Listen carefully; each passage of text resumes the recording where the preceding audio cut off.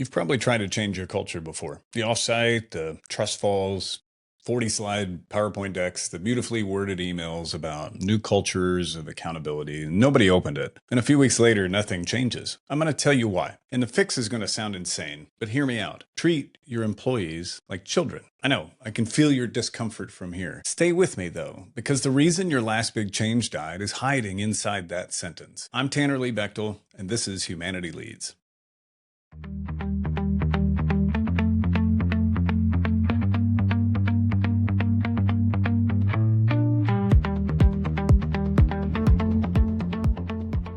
So I don't mean talk down to them. I don't mean micromanage them. I don't mean put a snack cabinet in the break room and call it parenting. I mean something stranger and I think far more useful. The way a child learns to become a good person is almost exactly the way a team learns to become a good culture. Same brain, same wiring, same rules. And the moment we get a title and a budget, we forget everything. I did for a long time. I had a real title and everything. In episode 1, I gave you 4 questions that I built at my kitchen table. In episode 2, I asked you to look under the waterline for the 90% of people you never get to see. And today's the hard part, changing a culture full of those people. Because the leaders who win now and in this decade won't be the ones who automate the most. They'll be the ones who stay the most human while everything around us changes. And nothing at all tests like trying to get 30 adults to behave differently on any given Tuesday. So let's get into it, shall we? So let's start with the thing inside your skull. The molecular biologist John Medina has a line that I just love from a book called Brain Rules. He said, "The brain is a survival organ. It's built to solve problems in unstable outdoor environments and nearly constant motion." That's what the thing was built for, not conference calls or slide decks, not the 9th meeting about the 8th meeting that could have been the 7th meeting, probably. It was built to watch, to move, to try things, and to learn, not by being told, but by watching. So, story time. In 1961, a psychologist named Albert Bandura set little kids in a room with a grown-up. And the grown-up, for reasons the kids did not question, absolutely unloads on this inflatable clown, a Bobo doll. He punches it, he kicks it, he knocks it flat on the floor. And then they take the adult out of the room and they leave the kids in the same room with the clown. And you likely already know what happens. The kids beat the living hell out of the clown. And nobody tells them to. Nobody gives them candy for clown-related violence. They just watch a grown-up do this weird thing and think, well, that's apparently what we do here. That's the whole engine of being human. We see an action, we repeat it. We get some kind of reward. We refine it, and we do it again. And every time we repeat it, something physical happens. There's a line in neuroscience, neurons that fire together wire together. And so, fun footnote that nobody asked for, everyone credits Don Hebb for that phrase, and Hebb never actually said it. A neuroscientist named Carla Schatz coined that catchy version decades after. So the world's most repeated line about how repetition rewires your brain is in itself a slightly misremembered thing that we all keep repeating. So the universe does have a sense of humor. Anyway, the point stands. Repetition is not nagging. Repetition is construction. Every time a little behavior fires, the pathway behind it gets a little stronger and a little easier to travel. It's how kids learn to read, to whisper in a library, to stop at red lights, to not high-five moving buses. We watch, we repeat, we get the reward, the wiring gets set. Now here's the part nobody tells you about. The process never ends. The brain keeps rewiring itself your entire adult life, which means those same children who learned by watching, they grew up. They're now your VP of sales, your head of marketing, your CFO. They're you. They're me. Every person in your building is still learning the exact same way that a 4-year-old learns, by watching the people around them and quietly just copying what they see. So your entire organization is run by children, frankly, just taller ones with worse sleep habits and better vocabulary and strong opinions about the thermostat. So let's talk about how we try to change those people. Picture a standard transformation. There's a strategy, usually built by executives and expensive consultants. There's a presentation deck. There's a kickoff. There's a beautifully designed email from marketing about our exciting new culture of accountability. And then nothing changes, like I was saying earlier.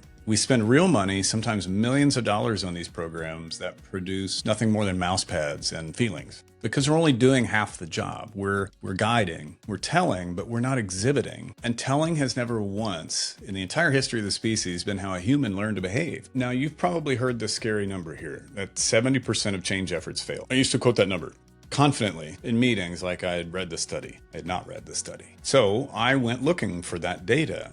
And I found that a researcher named Mark Hughes went looking for it too, more rigorously than I did. And he published what he found. And the fact is, there's no real evidence behind it. The whole thing traces back to a business book in the early 90s where the author called their own figure, and I'm quoting them, an unscientific estimate. One guy's guess in one book, repeated so many times it started to sound like a law of physics. It's like an office ghost story. Everyone's heard it. Nobody's seen the ghost. So I'm not going to tell you that most change fails, because it doesn't. I'm going to tell you that most change struggles. And the reason is almost always the same reason. We try to communicate our way to better culture. And culture doesn't listen to communication. Culture watches behavior. There is a lovely piece of research on this from two organizational scientists named Brown and Trevino. They built an entire model of ethical leadership right on top of Bandura's work, the kids beating the clown. Their finding in plain English is essentially that people learn how to behave at work by watching their leadership. Tone at the top is not a memo. Tone at the top is what you actually do when you think the quarter is slipping and you're tired and nobody important is watching, except that someone is always watching, and you are the adult in the room. The only question is whether you've decided and determined what it is that you're teaching, because you're teaching something either way. Two researchers, Chartrand and Barg, they sat people down with a stranger who, on purpose, kept rubbing their own face or shaking their foot. They didn't tell the subjects anything, they just watched. And within just a few minutes, the subjects start doing it too. Rubbing their faces, shaking their feet, total strangers syncing up with no real idea that it was or why it was happening. It's called the chameleon effect. We copy each other automatically. It's the default setting. Think about when you're sitting across from someone, you have a tendency to do the same thing. That essentially means that somewhere in your building right now, somebody's picking up your favorite phrase or your posture in a hard meeting, the exact face you make when a deadline slips. Your worst habit is being installed on someone else's OS, and neither of you approved of the update. And it's not just gestures. It's mood as well. So researchers ran a study where they put a team leader in a good mood or a bad one. One group's leader watched a Saturday Night Live clip, another watched a really grim video before the task. And then they measured the whole team. The leader's mood spread every time. The team caught it like a cold. And of course, bad moods are much more contagious than the good ones. Naturally, we're very efficient at doing the wrong things. So the walking around version of all this science is uncomfortably simple. Your team is already becoming you in some fashion. The only decision you actually get is which parts of you.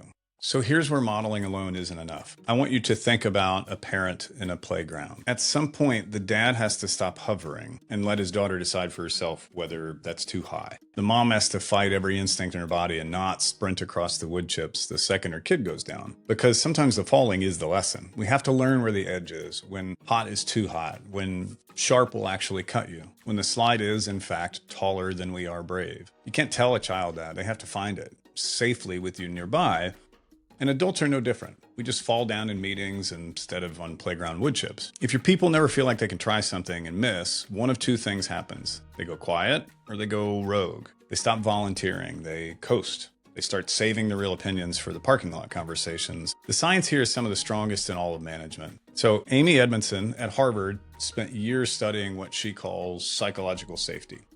The shared sense that it's safe to take a risk, admit a mistake, say, I honestly don't know out loud, without it ending up in a review. Teams that have that, they learn faster, they perform better. And when Google went looking for the recipe for their own great teams, they studied 180 of their own teams, a project they called Project Aristotle. The number one predictor of a great team was not how smart the people were. It was not their degrees. It was not the person you fought HR for 6 weeks to hire. It was psychological safety. Google, a company that could measure literally anything and does, ran the numbers and concluded the secret was just be nice enough to people that they'll admit when they're stuck. It mattered more than who was even on the team. And it goes deeper than performance. Two researchers, Deci and Ryan, they spent decades mapping what actually motivates humans, and they found three core needs under all of it: autonomy, competence, and connection. So room to act, a sense that you're good at something, and people who have your back. Give a person those three things, and motivation generates itself. You don't have to manufacture it with a leaderboard or gift cards. So when you give your team a safe place to try and miss, you're not being soft. You're building the exact conditions that make people want to lead. Medina, the brain scientist, said that babies are the model for how we all learn.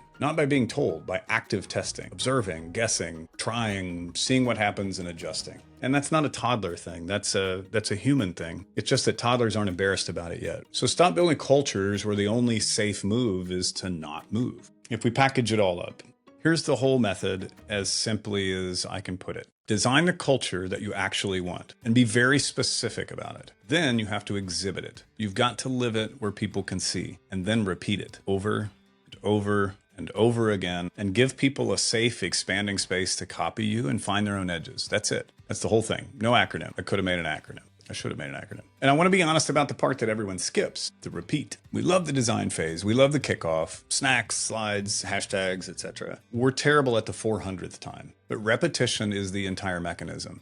So remember the wiring. If we fire together, we wire together. Researchers at University College in London, they actually tried to measure how long it takes for a new behavior to become ingrained or automatic.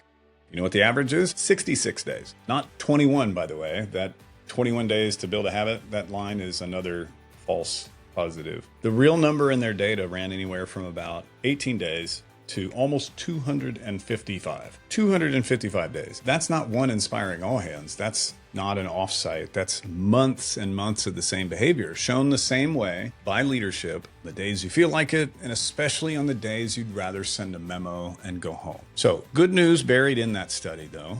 Missing a single day didn't break the streak. Your brain is more forgiving than a habit tracking app. So you skip one day of modeling courage and the wiring survives. This is not Duolingo. No owl is coming for you. I know that's not glamorous. It's just how the brain was always going to work. So I've spent over 20 years in tech and leadership. I spent a lot of time trying to build systems that are good at scaling good behavior. And here's what all of that really taught me about culture. A machine can replicate process easily. You can copy a workflow 10,000 times and it never asks for a raise. But a machine can't model culture. It can't walk onto the floor and show several hundred people what steadiness looks like. It can't demonstrate grace when a big deal falls through. It can't make anybody feel safe enough to try. Culture doesn't transmit through code or technology. It transmits the way it always has, just one human being watching another human being and just quietly deciding to become a little bit more like them. That's ancient tech. That's Bender's kids. That's Hebb's neurons, the chameleon effect. And it's the one piece of your organization that can't be automated or outsourced. The faster machines get, the more valuable the one thing that you can do becomes. You can be the adult in the room. You can become the model worth copying. Here's what took me an embarrassingly long time to understand. It was never the strategy that changed the culture. It's never the deck or the email or the framework or little pyramid diagrams. It's the repetition of watched behavior. The leader who actually did the thing quietly, consistently, when it was uncomfortable, until the people around them started doing it too. The culture is not what you announced. The culture is what you repeat. And you're modeling something right now, today, whether you choose it or not. The only question is whether you picked it on purpose. Your people are watching you the way a kid watches a parent, looking for permission, looking for edges, looking for proof that the words on the wall are real. You're going to teach them something either way. So be the parent who exhibits, not the one who just sends them in. So here's your one thing. Pick one behavior you keep asking your team to have. More candor, more ownership, more respect in meetings, more people not looking down at their laptops. Now stop asking for it this week and just exhibit it out loud where people can see it, and do it on purpose. If you want candor, admit a mistake first, a real one, not the my biggest weakness is that I care too much. If you want ownership, own something publicly that went sideways on your watch. If you want respect, give it to the person it's hardest to give it to. You might know exactly who I mean. And once isn't enough. That's the trap. Do it once and you haven't built a culture. You've done a bit. Do it and then do it again next week and the week after that. You're not nagging. Remember, you are wiring. You're showing your organization full of grown-up children what the behavior actually looks like, and then giving them room to copy it and find their own edges. That's how culture's always changed. It's the only way that it actually ever has. So, episode 1 is 4 questions. Episode 2 is the iceberg. And now, a room full of children waiting to see if you meant all of it. The leaders who win this decade will not communicate their way to change. They'll model it over and over and over again. Not because it's soft, because it's the most human thing there is, and the one thing that machines will never be able to do for us. I'm Tanner Bechtel. This is Humanity Leads. Thank you for being here. If this one landed, send it to a leader who keeps sending memos and wondering why nothing changes. Don't name them. They'll know. Then go show your people what you actually want. I'll see you next week.